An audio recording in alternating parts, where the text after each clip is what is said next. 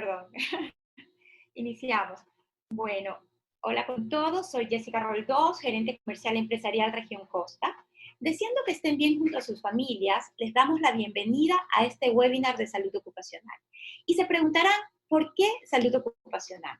Porque más allá de ser los riesgos del trabajo, responsabilidad del empleador, el contar con los proveedores y profesionales idóneos hará que se cumpla a cabalidad con todos los objetivos del programa de salud ocupacional. Y uno de los objetivos de este programa es mejorar la productividad en base a la gestión empresarial con visión preventiva. Esto permite que las empresas sean eficientes porque se reduce el ausentismo y sus colaboradores puedan producir al máximo de su capacidad. Y hoy, más que nunca, se vuelve imperante el darle la importancia a los programas de salud ocupacional en el retorno a labores para reducir el riesgo de contagios del COVID-19. Dicho esto, tenemos el agrado de presentar a Edith Iturralde, quien es ingeniera ambiental y especialista en seguridad ocupacional. Ella gerencia IPGES, una empresa con más de 14 años de experiencia en implementación de asesoría de seguridad industrial y salud ocupacional. También ha implementado sistemas ISO y hoy nos acompaña para hablar de los protocolos básicos que deben abordar las empresas para el retorno a actividades. Bienvenida, Edith, te damos la palabra. Muchas gracias, Jessie. Para mí es un gusto estar con ustedes hoy y desde IPGES estamos muy contentos de poder compartir este espacio con ustedes y la experiencia que tenemos. Si quieres podemos empezar un poquito contándoles este tema de la bioseguridad, ¿no es verdad? Se escucha en muchos lados qué es esto de la bioseguridad, qué son estos protocolos de bioseguridad. La bioseguridad existe hace décadas en industrias como la alimenticia, farmacéutica, cosmetóloga, y es un conjunto de normas y medidas para proteger la salud del personal frente a un riesgo biológico, químico o físico. Cuando nosotros estamos hablando de un protocolo de bioseguridad, decimos, bueno, ¿por qué ahora es necesario implementarlo?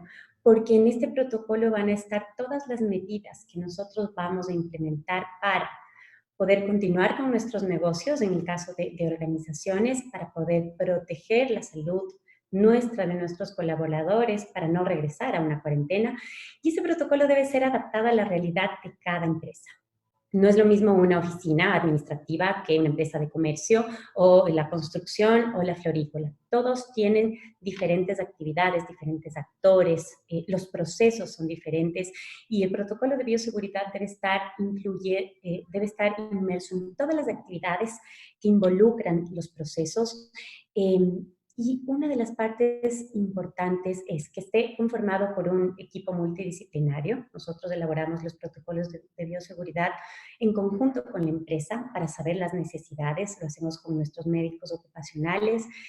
Y una de las partes importantes es la educación. No nos sirve de mucho tener un documento bien estructurado si es que nuestro personal, nuestros colaboradores no están educados, no están socializados en todos los componentes del protocolo y todas las medidas que nosotros vamos a tomar para el retorno a actividades. Hay mucha información que circula, hay grupos de WhatsApp, por ejemplo, ahora veía en uno de los grupos de WhatsApp me llegó que la mascarilla causa asfixia.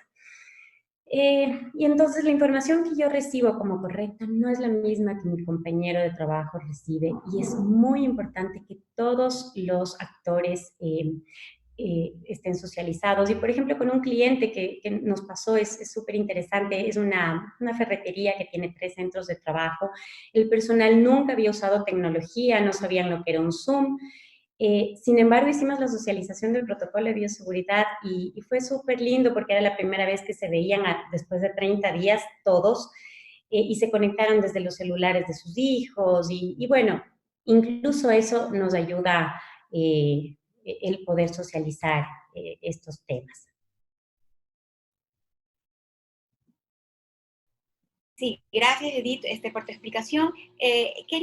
Siempre se habla un poco acerca de la población vulnerable, ¿ya? ¿Cómo podemos identificar la población vulnerable en las empresas?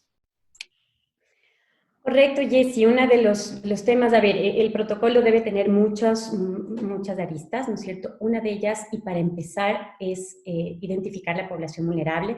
El Ministerio de Salud Pública, por recomendaciones de la OMS, definió un grupo de riesgo, y a este grupo de riesgo lo definió en la pandemia población vulnerable. ¿Por qué? Definitivamente porque en el caso de una contaminación de COVID o una infección, el cuadro respiratorio va a ser más grave con este o cualquier otro virus. Este personal es las personas mayores de 60 años, las personas que tienen enfermedades crónicas cardíacas, hepáticas, pulmonares, complicaciones en sus sistemas respiratorios, complicaciones en el sistema inmunológico, las personas incluso con un sobrepeso agravado o las mujeres embarazadas están dentro de la población vulnerable. Nosotros, como parte de esta charla, me imagino a las personas que se inscriban, nosotros hemos desarrollado una matriz de población vulnerable dentro de los protocolos que le permita a las empresas saber cómo vamos a actuar con relación a ellos. Habrán muchos que se mantengan en teletrabajo, que puedan mantenerse en teletrabajos, pero otros, yo creería que la mayoría van a tener que regresar presencialmente. ¿Qué va a hacer la empresa con relación a esta población vulnerable que tiene la posibilidad de contagiarse y que en el momento de que se contagie, la consecuencia puede ser un poco más grave que con el resto? ¿Cómo voy a actuar? Voy a establecer un protocolo de ingreso, un examen, voy a hacerle una prueba. Entonces, esto nosotros debemos establecerlo junto con el médico para revisar y apoyarles. Dentro de los protocolos, nosotros establecimos incluso un servicio con uno de los proveedores que trabajamos junto con salud, que es el apoyo a estas personas vulnerables. Muchas de ellas no han podido, por ejemplo, asistir al médico, no han podido irse a su cardiólogo o al médico a que los atienda.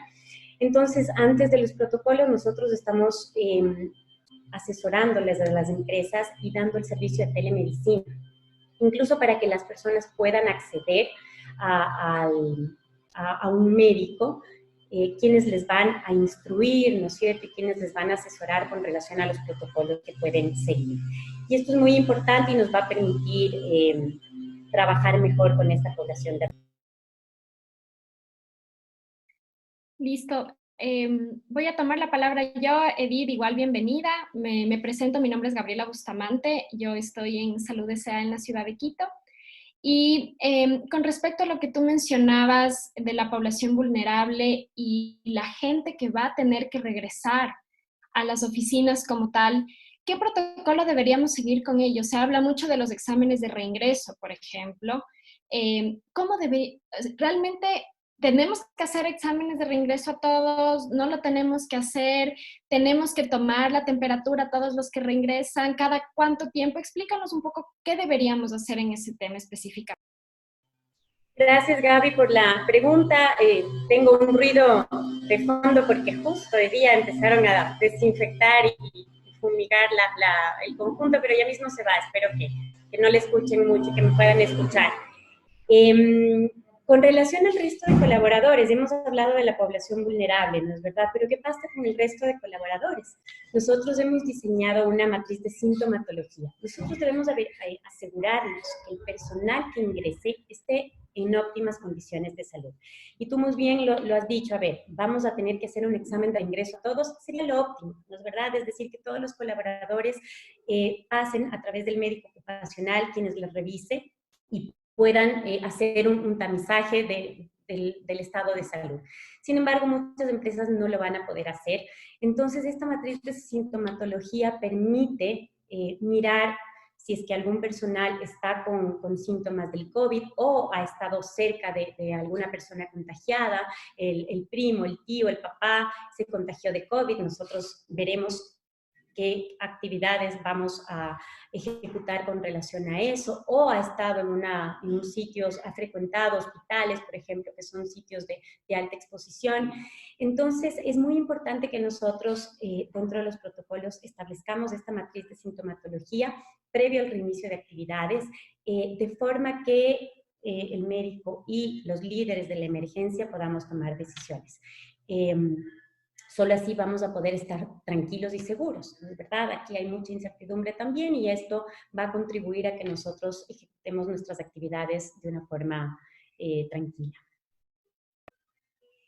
Perfecto, Edith, muchas gracias. Ahora tú conversabas hace un momento de un tema bien importante que es qué personas realmente tienen que regresar a trabajar y qué personas pueden continuar realizando teletrabajo. ¿Qué recomendaciones tú podrías darnos ahí para las empresas a tomar esas decisiones? Porque no es una decisión muy sencilla decir, tú si vienes a trabajar, tú te quedas en tu casa. ¿Qué criterios deberíamos tomar en cuenta para tomar esa decisión? Así es, Gaby. A ver, el protocolo debe partir desde la planificación estratégica de nuestros equipos de trabajo. Hay mucha incertidumbre dentro de las organizaciones y seguramente muchas de ellas ya lo establecieron, ¿no es cierto?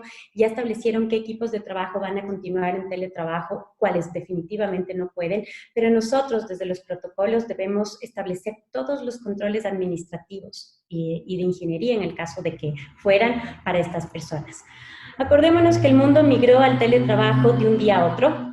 El viernes estábamos trabajando y el lunes no pudimos regresar a nuestro puesto de trabajo, dejamos ahí computadora, laptops, archivos y debimos adoptar y adaptar nuestra casa a nuestra oficina, con todas las consiguientes consecuencias de conexiones, tecnología, la incertidumbre, ¿no es verdad? No sabemos si es que nuestro personal está teniendo un puesto adaptado ergonómicamente o todo el estrés que esta situación puede acarrear. Que bueno, eso será motivo de otra conversación porque hoy por hoy hay mucho con relación al tema ergonómico y psicosocial del teletrabajo. Pero con ellos debemos, por ejemplo, tenemos el caso de un cliente que decidió reducir el espacio de sus oficinas y este ahorro que logró hacer con la reducción de las oficinas pudo dotarles de mejor conectividad a sus trabajadores por el tema del teletrabajo. Acordémonos también que hay muchas personas que no manejan muy bien la tecnología, esto les causa mucha ansiedad, ¿no es verdad? Entonces, con relación a ellos, debemos prepararnos bien. Y con relación a la parte presencial, debemos nosotros planificar cómo vamos a hacer el tema de los ingresos, cómo vamos a hacer los horarios, vamos a entrar todos de golpe, vamos a hacer una redistribución. En el caso de los espacios abiertos de trabajo, tenemos oficinas que recién rediseñaron y pusieron lindísimos los espacios abiertos de trabajo y hoy nos topamos con que el espacio abierto es una de los riesgos, ¿no es verdad? Entonces no vamos a modificar oficinas ni nada, pero sí establecer, por ejemplo, pantallas divisorias o el equipo de protección adecuado en función de la realidad. En el caso de una empresa, por ejemplo, el área de recepción sí va a ser modificada, y esto es parte de la planificación, de forma que la persona que está en recepción no tenga contacto con todo el flujo de personas que van a ingresar. Entonces, es muy importante que nosotros planifiquemos bien estas actividades previo a la puesta en marcha. Perfecto, Edith. Gracias.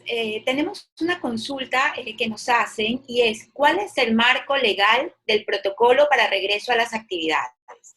¿Qué nos puedes comentar? A ver, existe, así como legal, tenemos la disposición del COE. El COE está derivando algunos protocolos y de hecho hay, por ejemplo, la Cámara de la Construcción, constructores positivos que sé que están trabajando en su protocolo. Hay el protocolo de los organismos internacionales. De hecho, el protocolo que nosotros elaboramos está basado en la OMS y está basado en la OSHA. Y el marco legal, es decir, hoy por hoy el Ecuador, al estar en una emergencia, todo se rige a través de decretos. Entonces, lo que va a suceder es que, por ejemplo, el Ministerio de Trabajo, por poner un ejemplo, va a decir, se establece que esto va a ser el protocolo en un futuro para las empresas florícolas. Sin embargo, cada uno de estos sectores va a tener que adaptar sus propios protocolos y es lo que un poco se nos ha comunicado. Es decir, en el sector de la construcción ya se comunicó, vamos a salir, pero cada proyecto de construcción va a tener que tener su propio protocolo.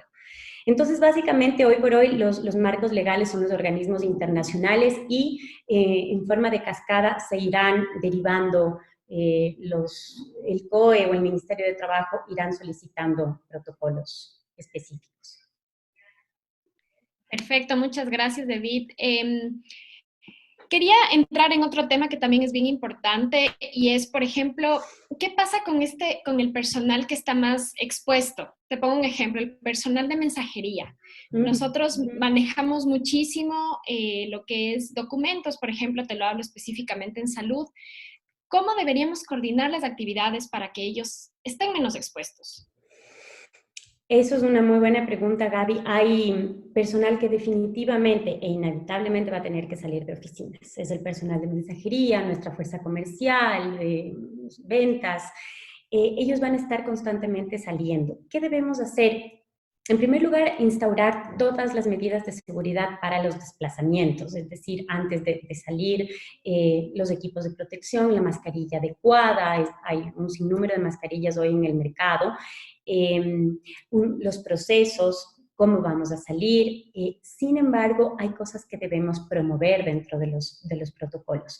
En primer lugar, en la fuerza comercial nosotros debemos promover, ya le perdimos el miedo, ¿no es cierto?, al Internet y a las plataformas virtuales, y dentro de los procesos deberíamos estipular que las reuniones con clientes sean y continúen siendo a través de plataformas virtuales.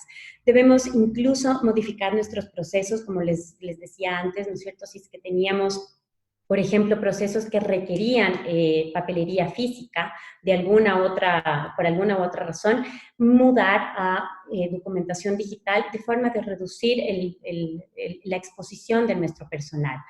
En el caso de la mensajería es muy importante organizar su trabajo. Por ejemplo, en el caso de un cliente establecimos que la mensajería o el personal de mensajería solo salga lunes, miércoles y viernes. Martes y jueves se quede haciendo trabajo dentro de oficina, y en los días que vaya a salir, el lunes, el miércoles o el viernes, todo el personal va a disponer un espacio dentro de la oficina con la papelería que necesitan que el personal distribuya, con las indicaciones a través de POSITs. Entonces, el personal, el mensajerito no va a estar yéndose de puesto en puesto revisando, sino que él ya va a saber que ahí va a estar todo lo que él tiene que saber con las indicaciones respectivas, de forma de reducir la exposición. Aquí lo que nosotros debemos entender es que mientras menos expuestos estemos a el personal o en espacios públicos, va a ser mucho mejor. Entonces, estas son algunas de las recomendaciones que debemos tener. Incluso con fuerzas comerciales deberíamos también establecer días donde no asistan a oficina, en los días que les toque salir por A o B, para evitar, ¿no?, el contacto o la exposición. Edith, tenemos otra pregunta acá. ¿Qué protocolos hacemos para detectar los trabajadores que podrían ser positivos de COVID-19, pero son asintomáticos? Es una muy buena pregunta. La verdad, con el tema de la sintomatología, nosotros vamos a poder, es más fácil, ¿verdad? Cuando nosotros tenemos trabajadores con sintomatología es mucho más fácil porque la derivamos a una prueba y ya. Justo nos ocurrió de una trabajadora que estuvo en contacto con su hermana, tuvo COVID, y notificó a la empresa: mira, me sucedió esto, pero no he tenido síntomas. Lo mejor es hacerle una prueba PCR, una prueba de laboratorio, para eliminar la posibilidad de que tenga o no. Pero esto es muy importante, lo que nosotros vamos a hacer previamente. Los trabajadores tienen la obligación de notificarnos en el caso de que hayan tenido alguna exposición, de que hayan salido de su cuarentena por A o B razón, para nosotros saber cuáles son las medidas que vamos a tomar. En el caso específico de esta trabajadora, se le envió a hacer una prueba de laboratorio. Estamos a la espera del resultado, pero básicamente, gracias a la información que nos dan los propios trabajadores, nosotros podemos tomar medidas. En el caso de que sea positivo, corre todo el plan de acción del protocolo, ¿no? Dentro del protocolo están establecidos todos los mecanismos en caso de sospecha, en caso de contagio, para poder salvaguardar la seguridad de los trabajadores. Esto es, obviamente, llamar al 171, mantener cuarentena del sitio, que el trabajador nos informe todos los lugares en donde estuvo. Los compañeros de trabajo van a tener que regresar a cuarentena y van a tener que someterse también en el caso de que presenten síntomas, a pruebas. Entonces, ahí empieza a correr ya la puesta en marcha o la luz verde del protocolo de bioseguridad en el caso de contagio. Pero eso es lo que se podría hacer, derivarle definitivamente y que se haga una PCR. Perfecto. El municipio está haciendo ciertas adaptaciones al transporte público y muchos se cumplirán, se podrá cumplir el distanciamiento y en muchos casos no. Lo principal es la mascarilla, es tener alguna solución de alcohol o un alcohol todo el tiempo. No soy muy amiga, te soy sincera, de los guantes. Para mí los guantes es una falsa seguridad. Con los guantes la gente no se desinfecta ni se lava las manos. Entonces, a menos de que sea necesario evitar el uso de chaqueta, un abrigo en el momento en el que estén dentro de las unidades de transporte, si pueden un gorrito por el tema del cabello, y antes de ingresar a las instalaciones se saquen estos elementos, lo guarden en una fundita, en una mochila cerrada y lo vuelvan a usar al regreso. Lo laven cuando lleguen a su casa. De esta forma un poquito reducimos la exposición del personal. Justo hay una pregunta que ¿es necesario trajes de protección o solamente con guantes y mascarillas? Se ha escuchado que los guantes no son necesarios, lo que tú comentabas de que no eres muy amiga de los guantes, pero si nos puedes comentar. Muy bien, con relación a los trajes, nuevamente volvemos esto va a depender de la actividad que vayamos a ejecutar. Si es una actividad meramente administrativa, yo no le veo necesidad de que la persona esté con un traje especial. Basta con que nosotros adoptemos las medidas de seguridad al ingreso, ¿cierto? Una bandeja de desinfección de las suelas, un pediluvio, el control de la sintomatología, el tema de la mascarilla, el distanciamiento, y no le veo necesidad de que dentro de actividades administrativas se utilice un overol. El overol nos va a ayudar a que nuestra ropa se mantenga fuera de contacto y lo más importante, y dependiendo de la actividad, por ejemplo, tenemos un cliente que va a tener atención al público y que va a estar en talleres. Entonces, para ese personal sí es importante que utilicen overoles. Y yo les doy una recomendación adicional, que es que los overoles tengan algún tipo de identificación para asegurarnos que el personal los lave todos los días. Porque si no, mi overol no lo lavo todos los días, el mismo que me puse ayer lo uso hoy, mañana y pasado mañana y es lo mismo que nada. Entonces, de alguna forma, nosotros identificamos dentro de los protocolos formas para poder asegurarnos de que el personal le lave y va a depender siempre de la actividad. Perfecto. ¿Cómo nosotros debemos precautelar la limpieza dentro de nuestra empresa? Protocolo de bioseguridad, nosotros actualizamos nuestra matriz de riesgos. Si bien todas las empresas tienen una matriz de riesgos donde están colocados ahí los riesgos a los que el personal está expuesto, ahora debemos hacer una nueva matriz en referencia al COVID, frente al COVID. Y el personal de limpieza es uno de los grupos de personas que mayor riesgo, mayor exposición tiene. ¿Por qué? Porque obviamente van a estar inmiscuidos en las tareas de limpieza. Entonces, nosotros debemos primero establecer frecuencias, 3, 4 veces al día de desinfección del baño en función del flujo de personas, la metodología que vamos a usar, si es que vamos a utilizar toallas desechables, que es lo recomendable en temas de contaminación. O habrán empresas que me digan, yo no tengo presupuesto para estar limpiando todos los días con toallas desechables y además me va a generar mucho desperdicio. Entonces, definitivamente voy a optar por un trapito reusable.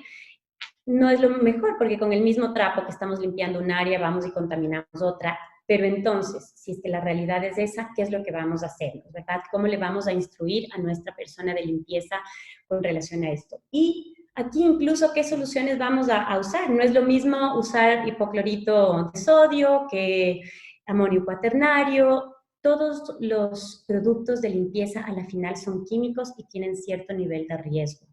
Para esto es súper importante que el personal conozca los riesgos a través de la hoja de seguridad de cada producto químico, le instruyamos sobre el correcto uso y en función de eso determinemos qué equipo de protección tiene que usar, que definitivamente va a ser un equipo de protección para riesgo biológico. Yo no sé si muchos de ustedes saben, pero si por ejemplo mezclamos hipoclorito de sodio, que al final es el cloro, con limón o con alguna otra sustancia, se puede formar clorogás, que es altamente tóxico. Si mezclamos el cloro con alcohol, se forma cloroformo. Muchas veces nuestro personal de limpieza dice, no, pues yo le voy a dar la solución perfecta, la que mata todo, entonces mezclo el desinfectante con un poco de vinagre y las soluciones mágicas que también se nos distribuyen y el cloro, y eso es una bomba para nuestras vías respiratorias y puede ser muy peligroso. Entonces, incluso ahí nosotros entramos a asesorarles sobre cómo y qué deben usar. Gracias, Edith. Tenemos otra pregunta. ¿Qué tipo de mascarilla se recomienda utilizar en oficinas, en especial a personas que atienden al público? También sería importante hablar de si se la debe utilizar todo el tiempo, cada cuánto tiempo se la debe cambiar. Nos comenta. Gracias, Jessy. A ver, con relación a las mascarillas, normalmente las personas que hacemos seguridad, salud ocupacional, sabemos que el equipo de protección en condiciones normales debe tener una certificación. Nosotros, antes de pandemia, no utilizábamos nunca un equipo de protección que no tenga una certificación y que no nos diga exactamente si es que ha sido probado, ¿no es verdad? Si es que le han hecho las pruebas de aerosol y todo lo que involucra una certificación. Hoy estamos en pandemia, estamos en economía de guerra y hay muchos emprendimientos que están haciendo mascarillas nacionales, internacionales, y está bien, es decir, hoy es un utensilio que tiene mucha demanda y lo necesitamos. Sin embargo, debemos revisar primero cuál va a ser la actividad. Yo les diría, si es que van a estar más personas dentro de las oficinas, sí, usen mascarilla, y la mascarilla que mejor la que más les ofrezca seguridad. Tenemos las quirúrgicas, la N95, la KN95, que son definitivamente las mejores, pero o son caras o no hay muchas en el mercado y hay muchas reusables en ese caso que se están usando. Yo ahí lo que les diría es, bueno, no resta, ¿no es verdad? Más bien suma, es una barrera adicional. Procuremos revisar que estos elementos tengan las fichas técnicas y que la inversión que nosotros vayamos a hacer sea la adecuada y nos permita tener a nuestro personal seguro.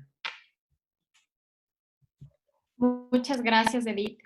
Tenemos algunas preguntas con respecto a qué hacer con el ingreso de proveedores cuando el cliente llega. Nos preguntan aquí, por ejemplo, el tema de los túneles de desinfección. Por ejemplo, hay bodegas que a veces ingresan vehículos de los proveedores, deberíamos desinfectar las llantas. ¿Qué hacer con esos externos que van a ingresar a nuestras oficinas?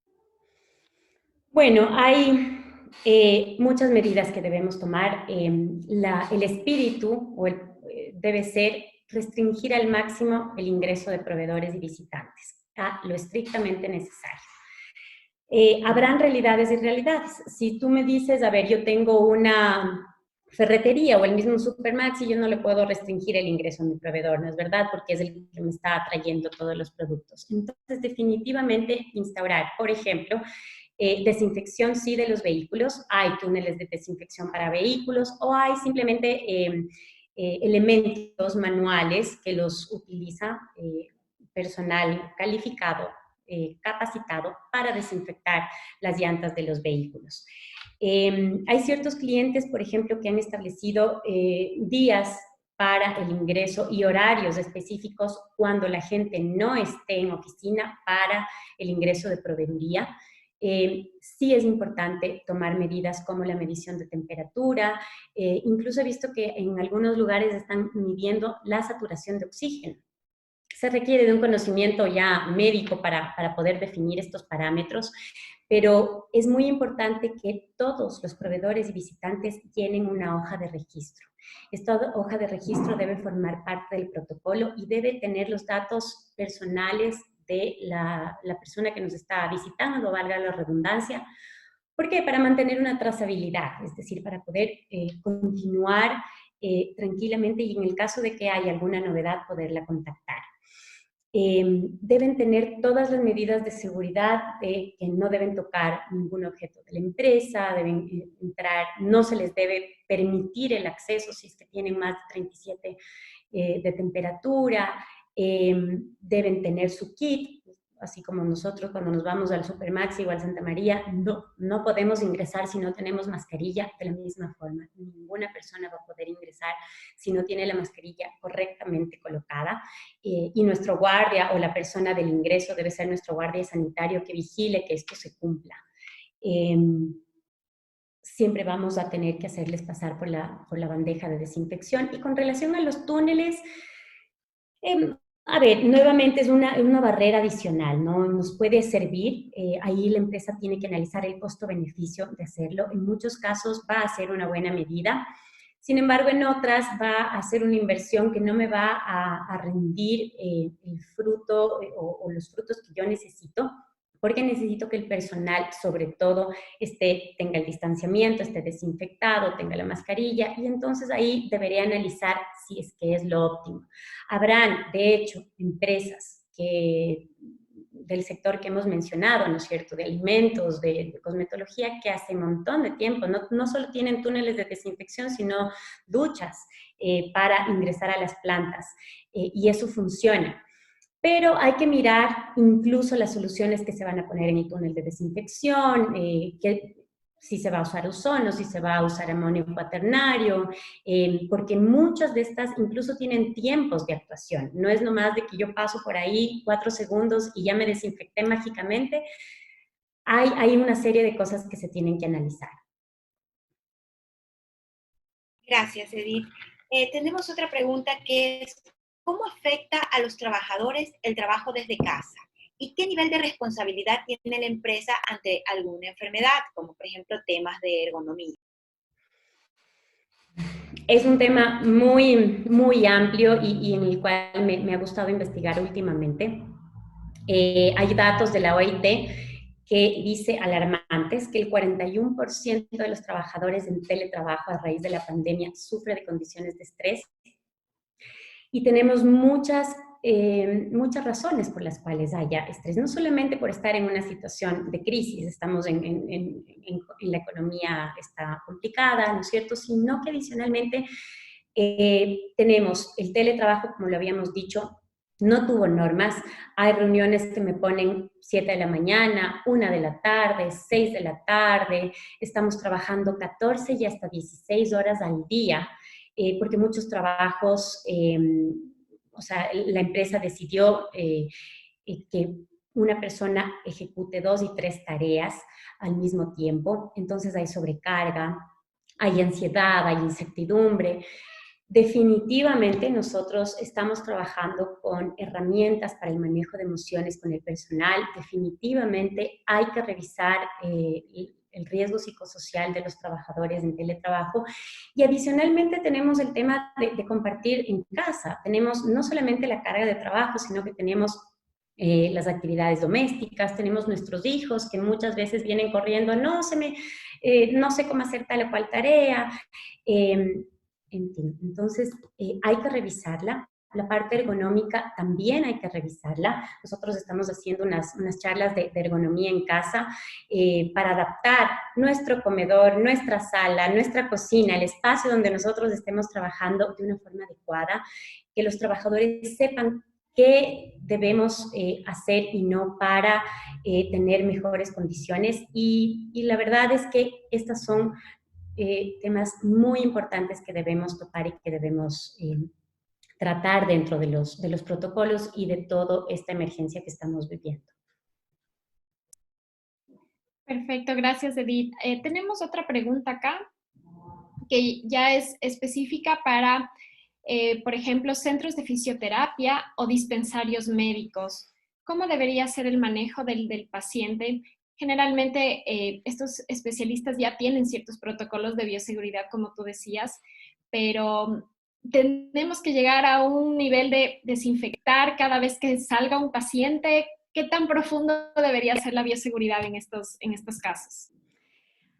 A ver, va a depender, es decir, el centro de fisioterapia no necesariamente va a tener contacto, no va a ser lo mismo que un centro de odontología, ¿no es verdad? En el centro de odontología, donde el paciente va a estar con su boca abierta y voy a acceder a la boca, va a ser el riesgo mucho más alto que en el centro de fisioterapia. Sin embargo, vamos a tener mucho contacto, es decir, los 2 metros o el 1,50 se acabó ahí y va a ser muy importante que, de hecho, la OMS tiene protocolos establecidos para solamente el área de la salud.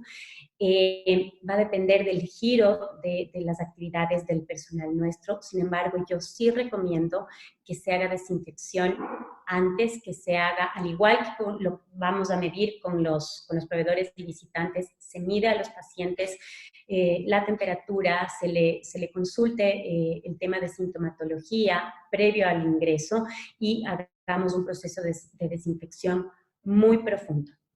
El uso de mascarillas y hay que tomar en cuenta que estas actividades van a tener que continuar, pero van a ser muy importante la capacitación que nosotros hagamos al personal para garantizar la reducción del riesgo.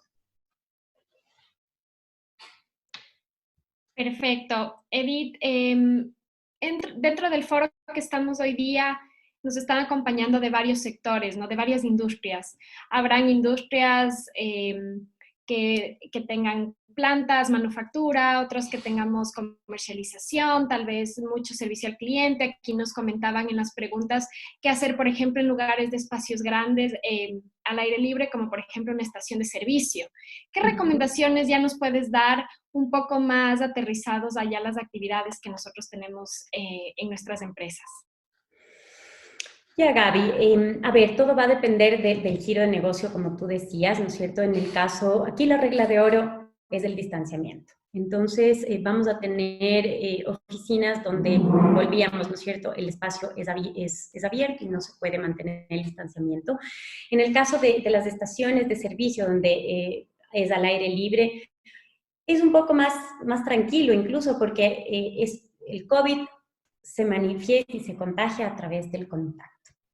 Entonces, el dispensador o la persona que está en la estación de servicio tiene que desinfectar siempre sus herramientas y estarse desinfectando, usar la mascarilla, pero está al aire libre, entonces su exposición es incluso menor, a pesar de que recibe vueltos y tarjetas de crédito, entonces, por lo tanto, tiene que tener una norma de higiene muy específica. Para el tema de durante las actividades, ¿qué es lo que tenemos que tomar en cuenta? ¿Qué es lo que yo voy a necesitar? Muchos procesos van a tener que ser modificados, como decíamos antes. Entonces, vamos a necesitar pantallas divisorias, vamos a necesitar controles de ingeniería, vamos a mantener abiertos cafeterías. ¿Cómo va a ser las actividades? Va a depender mucho del sector en donde nosotros trabajemos, de los actores que estén incluidos dentro de nuestro trabajo para tomar esas medidas. Esto es el protocolo es debe ser como un traje a la medida. Yo miro muchos protocolos que están y que nos brindan medidas básicas de seguridad, pero si nosotros no adaptamos a la realidad de nuestro negocio, a la realidad de nuestra gente, que no necesariamente unos tienen el mismo nivel de instrucción que otros, no va a rendir resultados. Entonces es importante que nosotros nos asesoremos bien sobre todas las medidas de seguridad que debemos implementar. Una consulta, ¿cómo debemos actuar con respecto a las cafeterías en las oficinas, verdad? A la hora del almuerzo, a los breaks que se hacen. Coméntanos un poco acerca de eso. Bueno, a ver, la cafetería es un foco donde todo el mundo va a estar ahí, en un espacio determinado. Entonces, definitivamente vamos a tener que establecer horarios en los cuales, en función del foro de la cafetería, me permita tener un distanciamiento. Si es que mi cafetería me permite tener 60 personas en una condición normal, voy a tener que reducirle a 30. ¿Por qué? Porque yo voy a tener que garantizar que haya 1,5 metros al mínimamente, de distancia entre una y otra persona. Adicionalmente, todas las personas van a tener que tener su vajilla, y aquí sí es importante porque de alguna forma vamos a tener que señalizarla, o que cada uno lleve su vajilla desde casa, porque si bien lo vamos a lavar, ¿no es verdad? Y va a estar lavada, es mejor no compartir. Aquí se acabó el tema de compartir termos, de compartir tazas de café, de incluso el snack de la tarde, la papa frita, dame un poquito. Es preferible dejar de hacer estas actividades. Como decía, por ejemplo, en una empresa, la cafetería, esta empresa está dividida en 2 pisos, y el personal del piso de arriba bajaba a almorzar al piso de abajo.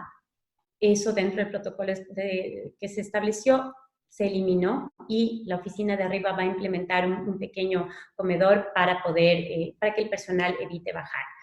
El tema de desinfección del microondas, ¿no es cierto?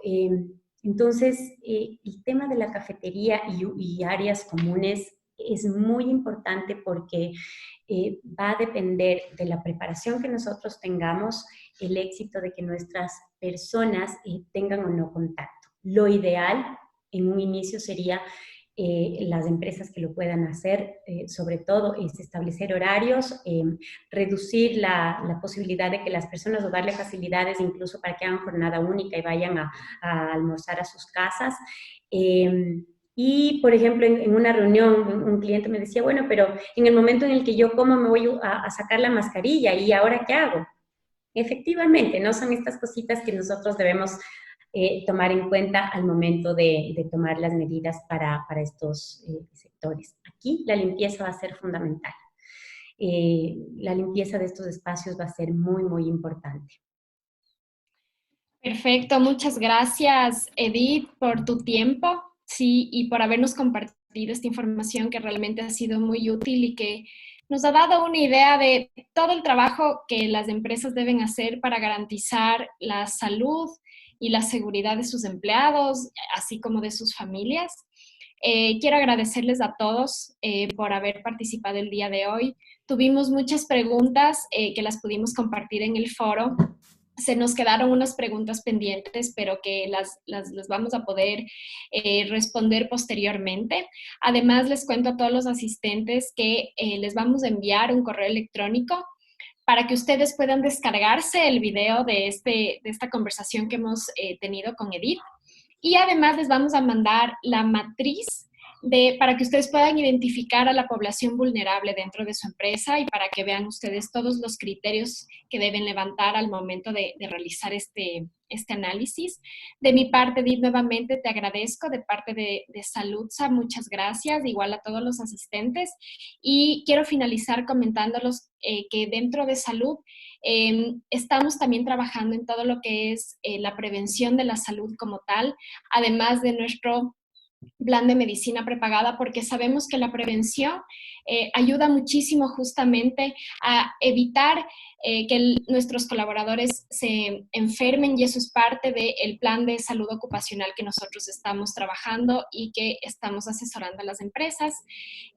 Así que estaremos también nosotros compartiendo estos temas que son tan importantes en esta nueva coyuntura que estamos viviendo, porque lo que nos interesa es también aportar con más información para que estemos preparados ante esta nueva realidad que se nos viene y que tenemos que adaptarnos a vivirla. Así que les agradezco muchísimo por su tiempo. Muchísimas gracias, Edith, nuevamente, y que tengan todos un muy buen día. Bueno, gracias Gaby, gracias Jessy, muchísimas gracias por la invitación, un gusto. También agradecerte, Edith, y bueno, y gracias también para todos los participantes, ¿no? Ahí vamos a seguir haciendo más webinars acerca de salud ocupacional, así que estén pendientes, les enviaremos las invitaciones. Saben que también lo pueden ver en Facebook Live, por si acaso en algún momento no llegan alguna. Entonces, así que nos estaremos viendo muy pronto con nuevos temas acerca de salud ocupacional. Gracias. Muchas gracias, un buen día. Gracias, buen día. Chao.